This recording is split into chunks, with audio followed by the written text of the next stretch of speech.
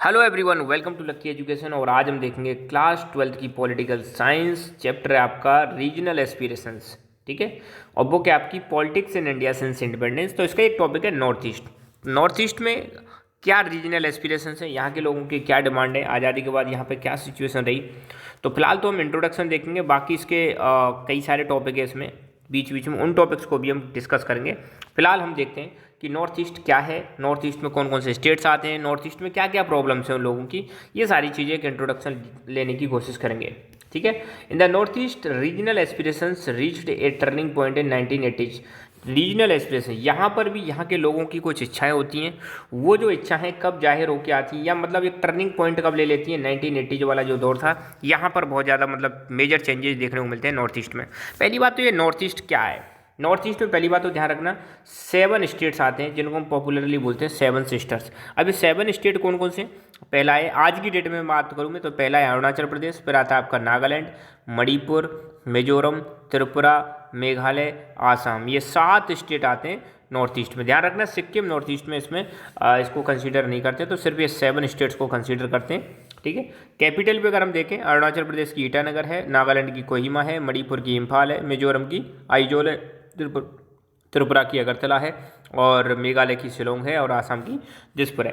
ठीक है, तो ये हो गया नॉर्थ ईस्ट वाला रीजन। अब यहाँ पर देख लेते हैं कौन कौन से पड़ोसी देश हैं। पड़ोसी देशों की बात करें, नेबरिंग कंट्रीज, यहाँ इधर म्यांमार हो जाएगा, ये आपका भूटान हो जाएगा, और नेपाल तो खैर इधर पड़ जाता है, और यहाँ पे आपका हो जाएगा बांग्लादेश। तो 3 देश हैं। ऊपर यहाँ पे फिर आपको चाइना देखने को मिलेगा। क्या देखने को मिलेगा, तो नॉर्थ ईस्ट में आपको देखने को मिलेगा कई सारी कंट्रीज। अब यहाँ पे खास बात, ये इंडिया का बस इतना सा हिस्सा, यहाँ पे एक नैरो चैनल है। आप देखो, यहाँ बांग्लादेश हो गया, या नेपाल हो गया, या भूटान हो गया, बस ये हल्का सा चैनल है यहाँ पे, इधर पतला सा एक कॉरिडोर है। ये अगर इसको ब्लॉक कर दिया जाए, यहाँ से ब्लॉक कर दिया जाए, तो नॉर्थ ईस्ट इंडिया से क्या हो जाएगा, पूरा की पूरा नॉर्थ ईस्ट कट ऑफ हो जाएगा। ठीक है, तो ये पतला सा जो कॉरिडोर है इसको बोलते हैं सिलगुड़ी कॉरिडोर। ठीक है, तो नॉर्थ ईस्ट 7 स्टेट आते हैं जिनको हम 7 सिस्टर्स बोलते हैं। 4% यहाँ पे जो टोटल पॉपुलेशन है वो कितनी है, 4% है ओनली नॉर्थ ईस्ट वाले एरिया की। इंडिया की जितनी भी पॉपुलेशन है 4% नॉर्थ ईस्ट में। ये रीजन इंडिया से कनेक्ट है, एक स्मॉल कॉरिडोर, 22 किलोमीटर का कॉरिडोर है, उससे कनेक्टेड है। एक मैप में आपको मैं दिखाता हूँ। ये हो गया 7 सिस्टर्स वाला एरिया, ये बांग्लादेश, यहाँ भूटान, और यहाँ पे नेपाल। बस इस जगह पे इतना सा पतला सा जो कॉरिडोर है, इसको बोलते हैं हम चिकन नेक भी बोलते हैं, चिकन नेक, है ना, बिल्कुल मुर्गे की गर्दन की तरह बहुत पतला कॉरिडोर है। और ये अगर ब्लॉक हो जाए, मान लो यहाँ से ब्लॉक कर दिया, तो हमारा नॉर्थ ईस्ट में कनेक्शन क्या हो जाएगा, गड़बड़ हो जाएगा। इसलिए इंडिया का कंसर्न रहता है कि चाइना का प्रेजेंस यहाँ पे ना बढ़े। तो इसको चिकन नेक के नाम से भी जानते हैं, या इसको सिलगुड़ी कॉरिडोर के नाम से भी जाना जाता है। ठीक है, अच्छा, इसके यहाँ पे बाउंड्रीज है। बाउंड्रीज किस किस का साथ है, ये ऊपर चाइना है, और इधर ईस्ट के साथ में म्यांमार है, और नीचे बांग्लादेश है। तो ये कंट्रीज हैं जिनके साथ इसकी बॉर्डर शेयर करता है, प्लस भूटान भी है। भूटान भी आप ले सकते हो ना। और नॉर्थ ईस्ट जो है इंडिया का गेटवे है साउथ ईस्ट एशिया में जाने के लिए। इधर आप देखोगे, ये आपका रहा इंडिया, इधर पूरा की पूरा जो एशिया है ये है साउथ ईस्ट एशिया। कौन सा एशिया है, साउथ ईस्ट। तो साउथ ईस्ट एशिया में जो जाना है, तो आपको किधर से जाना पड़ेगा, नॉर्थ ईस्ट से ही जाना पड़ेगा आपको। ठीक है, तो ये एक बेसिक इंट्रोडक्शन है नॉर्थ ईस्ट के बारे में, जो आपको आना ही आना चाहिए, है ना। और आगे बढ़ते हैं। ये नॉर्थ ईस्ट के पीपल हैं, यहाँ पे देख सकते हो, ये बच्चे हैं। और आज़ादी के टाइम पे आपको देखने को मिलेगा ये पूरा नॉर्थ ईस्ट ही है। यहाँ पे ज़्यादा स्टेट नहीं हुआ करते थे। एक तो मेजर स्टेट ज़्यादातर आसाम के अंदर थे, आसाम था, मणिपुर था, और त्रिपुरा था। ये मतलब स्टार्टिंग की कंडीशन थी, है ना। 1947 के बाद क्या क्या चेंजेज आते हैं नॉर्थ ईस्ट में, तो एक चीज़ आपको ध्यान रखना को, 1947 में जब देश हमारा आज़ाद हुआ था, तो उस समय पर यहाँ पे एक तो त्रिपुरा, ये नीचे त्रिपुरा हो गया, दूसरा मणिपुर हो गया, तीसरा खासी हिल्स ऑफ मेघालय।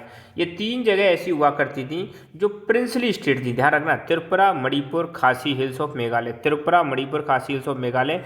ये 1947 में यहाँ पे क्या हुआ करते थे, प्रिंसली स्टेट्स हुआ करते थे।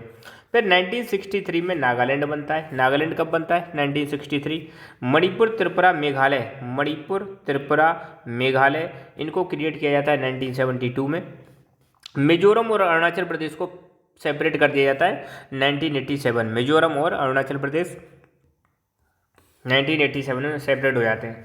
नॉर्थ ईस्ट में क्या प्रॉब्लम है, ठीक है, अगर प्रॉब्लम हम देखें तो पहली बात तो नॉर्थ ईस्ट जो है बिल्कुल पूरे इंडिया से बिल्कुल कट ऑफ सही रहता है ना। तो सरकार प्रेजेंट में तो फोकस कर रही है नॉर्थ ईस्ट को इंटीग्रेट करने की, देश के साथ अच्छी तरह से इंटीग्रेट कर सकें, कल्चरल एक्सचेंज हो सकें।